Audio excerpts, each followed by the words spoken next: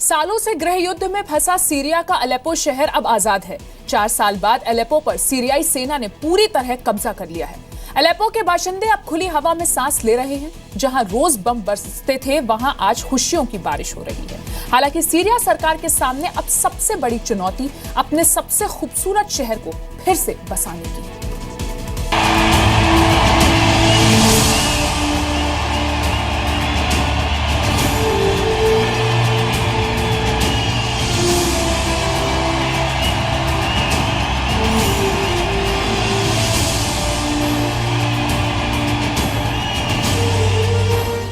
Aleppo में अब कोई उन फातिमा नहीं रोएंगी। अब कोई महमूद अनाथ नहीं होगा। अलेप्पो के बच्चों की जिंदगी में एक नए सवेरे की उम्मीद जागी है।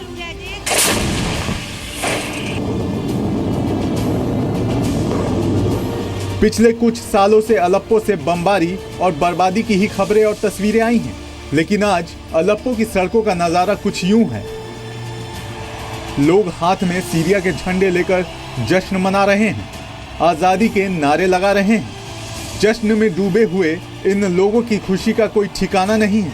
बमबारी के बीच सांस लेने की आदत डाल चुके ये लोग अब नई सुबह का बेसब्री से इंतजार कर रहे हैं। वो सुबह जिसमें बम धमाकों की आवाज नहीं बल्कि शांति की मिठाई होगी। सिविल वॉर से पूरी तरह बर्बाद हो चुके अलेप्पो में जश्न की वजह आपको बताते हैं। दरअसल सीरिया के पूर्वी अलेप्पो पर 4 साल बाद सेना ने कब्जा कर लिया है। सभी विद्रोही अलेप्पो छोड़ चुके हैं।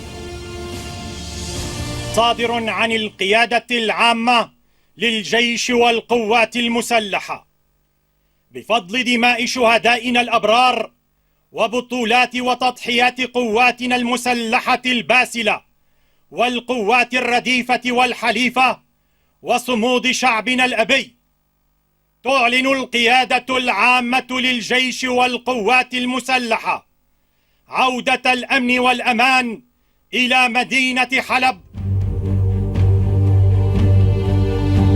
सीरिया के राष्ट्रपति बशर अल असद ने इस कामयाबी को आतंकवाद के खिलाफ लड़ने वाले देशों की जीत बताया है।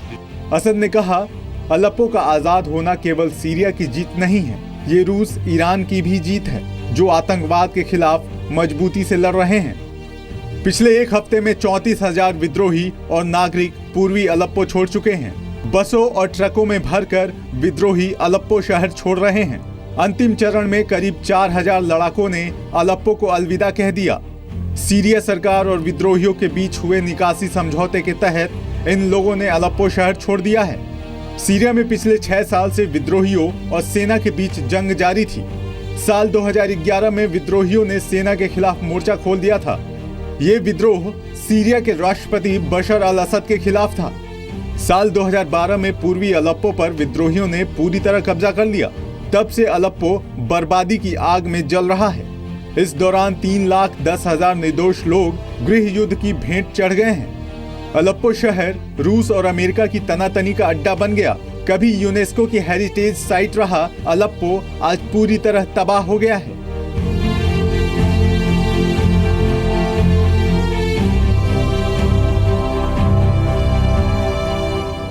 अलेप्पो की जीत के साथ ही सीरिया सरकार ने देश के 5 बड़े शहर अलेप्पो, होम्स, हामा, दमेस्कस और लताकिया पर फिर से कब्जा कर लिया है।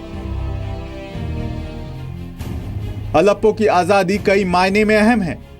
अलेप्पो सीरिया का सबसे बड़ा शहर है, जिसकी आबादी लगभग 23 लाख है। ये शहर सीरिया का औद्योगिक और वित्तीय केंद्र भी रहा है।